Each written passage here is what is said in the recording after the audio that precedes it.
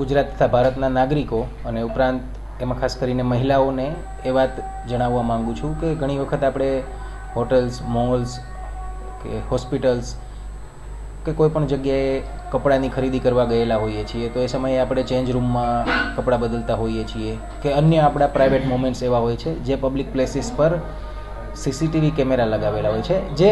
સામાન્ય રીતે નાગરિકોની સુરક્ષા માટે હોય છે, પરંતુ અમુક વખત આ પ્રકારના મોમેન્ટ્સ એમાં કેપ્ચર થઈ જાય અને તે વાયરલ બની જાય તો સોશિયલ મીડિયાના યુગમાં એ જે તે વ્યક્તિ અને ખાસ કરીને મહિલાઓની પ્રતિષ્ઠા માટે એક મોટો ખતરો ઊભો કરતું હોય છે. તો આવી સ્થિતિમાં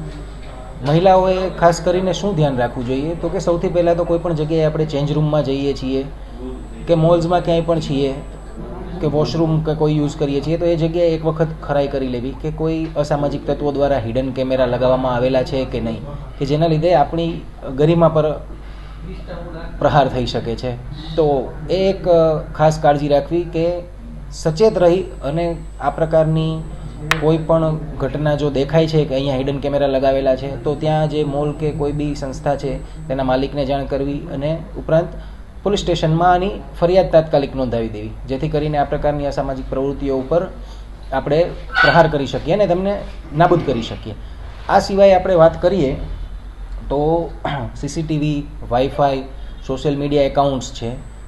એના પરથી પણ આપની માહિતી ઘણી વખત ફેક ફોટોઝ, ઇમેજીસ, મોફ્ડ ઇમેજીસ બની અને વાયરલ થઈ જતી હોય છે. તો આવા કિસ્સામાં શું કરવું જોઈએ કે આપણા ઇન્સ્ટાગ્રામ છે, ફેસબુક એકાઉન્ટ્સ છે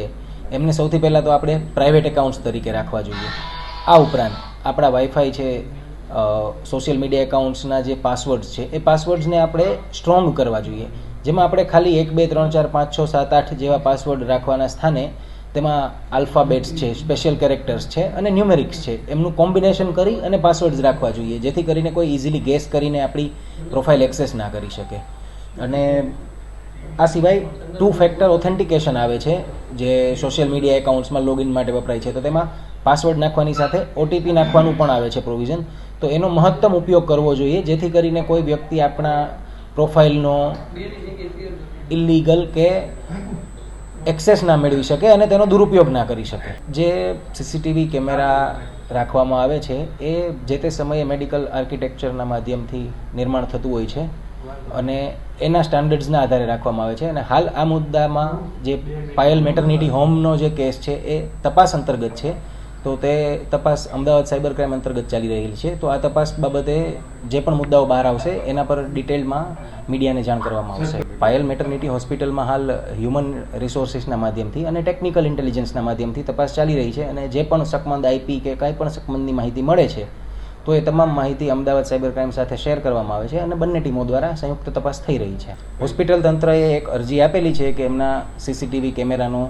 જે એક્સેસ છે એ કઈ રીતે બહાર ગયો છે એ નથી ખ્યાલ, તો એના પર અત્યારે તપાસ થઈ રહી છે. આ મુદ્દો હાલ તપાસાધીન છે અને એના પર જો વધારે માહિતી મળશે તો આપ લોકોને અવશ્ય આ માહિતી આપવામાં આવશે. ના હાલ અમદાવાદ સાયબર ક્રાઇમ ટીમ દ્વારા ડીવીઆર એનવીઆર કબજે કરી અને લાગતા વળગતાના નિવેદનો નોંધવામાં આવેલ છે અને આગળની માહિતી આપને જો તપાસ લક્ષી જોઈતી હોય તો એ અમદાવાદ સાયબર ક્રાઇમ આપને પ્રોવાઈડ કરી શકે.